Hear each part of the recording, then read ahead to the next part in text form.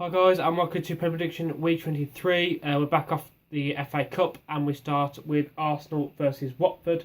A convincing win for Arsenal on Saturday, beating Southampton 5-0. Don't think it'll be too easy like that on tonight. Obviously, Southampton having a weakened side on Saturday, and obviously this is Premier League football now. And obviously Watford need the points as well as Arsenal need the points. I do fancy it to be a tight game. But I do expect Arsenal to try and win this quite comfortably. As I say, Watford won't make it easy. But I do think that the scoreline will be Arsenal 2, Watford 0. But it'll be one of those games where you have to work for it. And you'll say, God, that wasn't easy today. Because as I say, as I've said all season, Watford hasn't been the same team that there was this year, but it's a big club. I don't want to sound childish or anything, but it's against Arsenal, so you're going to raise your game, and every team seems to raise their game if they get best game of their life against Arsenal. So, we'll just see how that one goes. But I do think Arsenal will win 2-0. All right. So we then have Middlesbrough versus West Bromwich Albion. Really looking forward to this one, actually. I think it's going to be a tight game as well. I've spoken about Middlesbrough this season, and West Brom as well. Tony Pulis, he's going to make it hard for Middlesbrough, who's an attacking team. But it is at the Riverside, so I fancy Middlesbrough to nick it. I'm going to go Middlesbrough 1, West Bromwich Albion 0. We then have Swansea versus Southampton. Obviously, I spoke about Southampton on Saturday. They'll have a stronger team than what they put out on Saturday. So they'll have a stronger team tonight, and I fancy them to get their confidence back up and nick it against Swansea. I'm going to go Swansea 1, Southampton 2.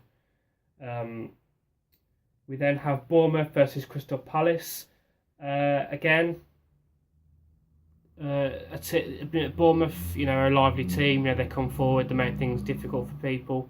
Crystal Palace, on the other hand, they under Sam Allardyce now, and I don't like to use the term part of the bus, but they're not exactly an attacking force. Sam Allardyce's formations. You look at all the teams that he's gone to, they're not exactly attacking football. So I do fancy this one to be quite tight as well. Probably a little bit boring. I suppose that probably sounds a little bit disrespectful, but as I say, it's quite hard. As I'm quite experienced with it. With an attacking team, myself, and then having teams that don't like to attack and they like to make it frustrating for you. So I know how those games pan out. Probably as an Arsenal fan, we probably know them better than more than anybody.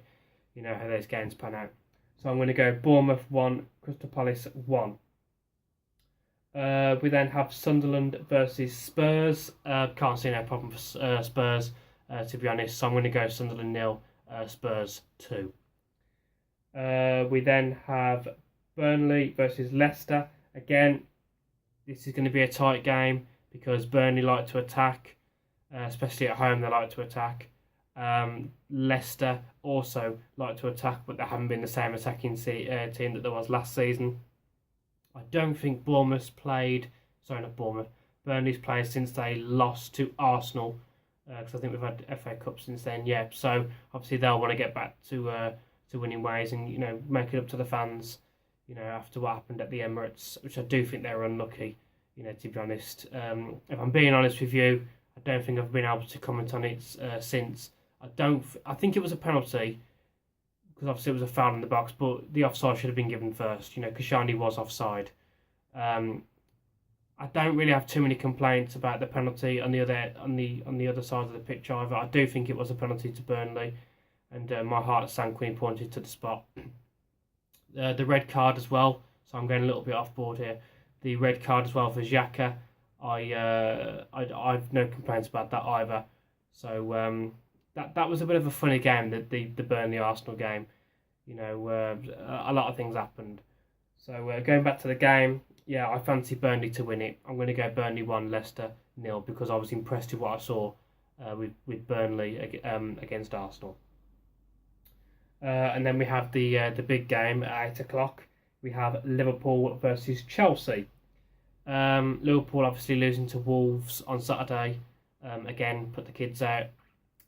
which tells me that Klopp's not really interested in the FA Cup. I don't really think they were interested in the League Cup either, you know, the way they played against Southampton.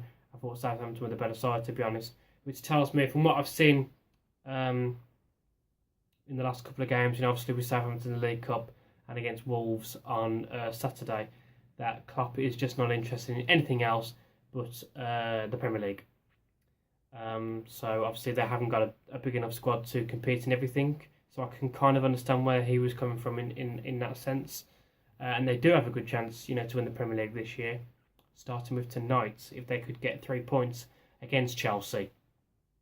Again, Chelsea are no mugs, being really strong at the moment. I do think Hull gave them a bit of a game for around, I think it was about half an hour, 40 minutes. And then once Diego Costa scored, it was all over for me. You just knew Chelsea were going to go on to win. So, going back to the big game tonight. It's at Anfield. It's an emotional crowd, as I've said before. You know, it's a hot crowd. You know, they very passionate football fans. They do make it hard for you. But I fancy a draw. I fancy Chelsea to overcome that hot crowdness, use the professional things. I do fancy Liverpool to take the lead, which is even harder, you know, because it's already a hot crowd, and when they score and they take the lead, it's going to get even harder and harder. But I do fancy Chelsea to equalise, so I'm going to go for this game. Liverpool 1, Chelsea 1. It's a good game to look forward to. I can't remember many dull Liverpool-Chelsea games, to be honest. They're always quite lively. So I'll be listening to Arsenal Wolves on the Arsenal media, but I'll be watching Liverpool-Chelsea at 8 o'clock. So I'm in for quite a treat tonight, I think. Now going on to Wednesday's football, and we have West Ham versus Manchester City. Again, West Ham might make it a little bit difficult for Manchester City, but again, it'd be one of those games where I think that, well, what the score I've gone for is West Ham 0, Manchester City 2, but I'm going to go for the same story that what I went with Arsenal. That you would have had to work for it, and you know, basically West Ham wouldn't have made it easy for you, but you'll score 2 goals. Just to cut a long story short. And I'm going to go for exactly the same Stoke Everton with 0-2, exactly the same result and exactly the same situation. And different situation, I'm going to go Manchester United 2, Hull 0, an easy 2-0 for Manchester United in that sense, in that situation. So that has been my predictions for the midweek action, guys. All over the place today. Again, I do apologise for that. Horrible cold and other things on my mind, so don't like to let you guys down though. I do like to do these videos.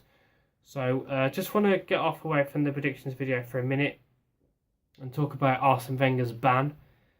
A lot of people keep going on and on about it, you know, about oh, it's not really much of a ban because, you know, he's able to communicate with Steve Bold and you know the team downstairs, and he's able to have the team talk. Listen, right.